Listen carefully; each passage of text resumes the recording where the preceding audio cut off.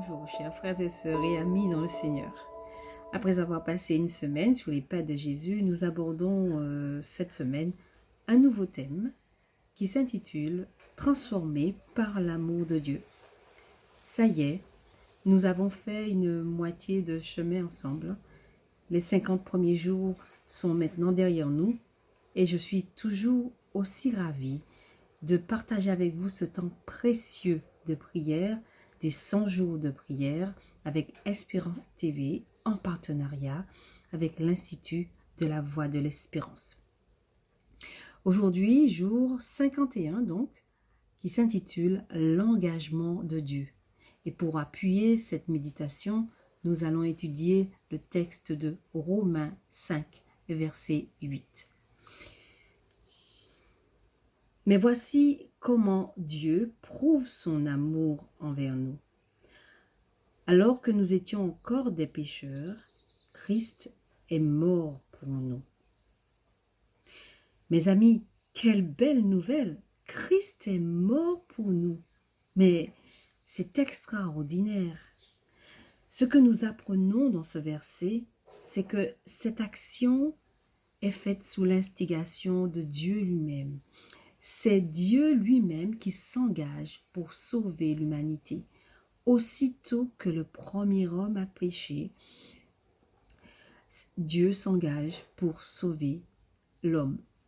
Cette décision n'a pas été faite à la croix. Non, Dieu n'a pas attendu que l'homme se dépatouille dans son marasme pour dire « bon, il a assez lutté et donc je vais venir à son secours et je vais le sauver ». Non, Dieu s'est engagé dès la fondation du monde pour sauver l'homme.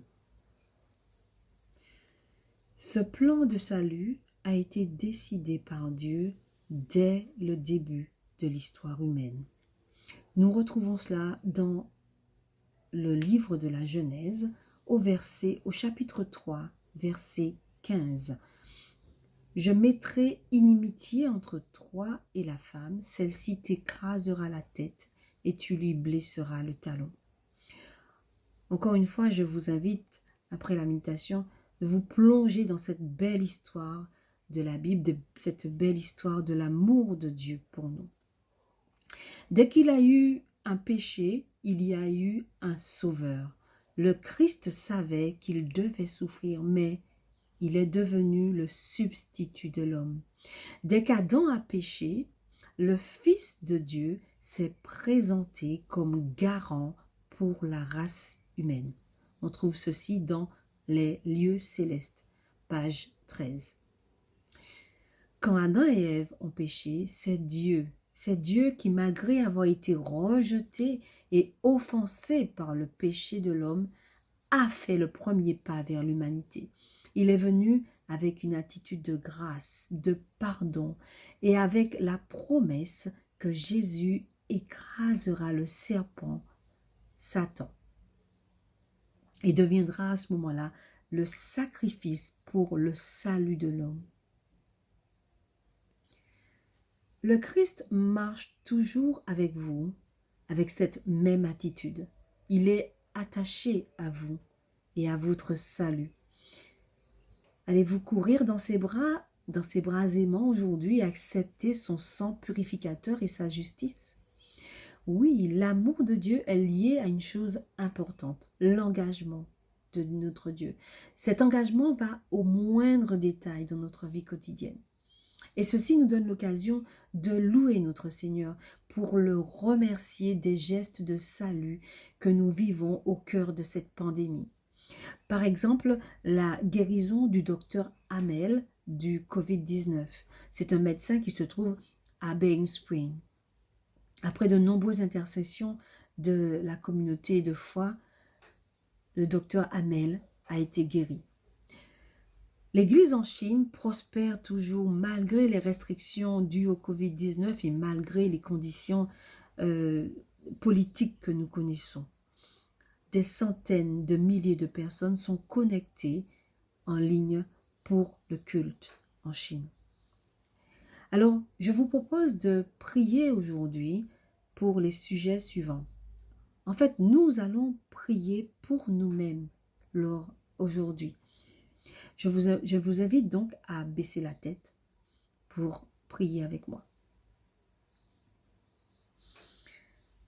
Notre Dieu, notre Père, nous voulons te dire merci de nous faire connaître ce plan de salut que tu nous donnes.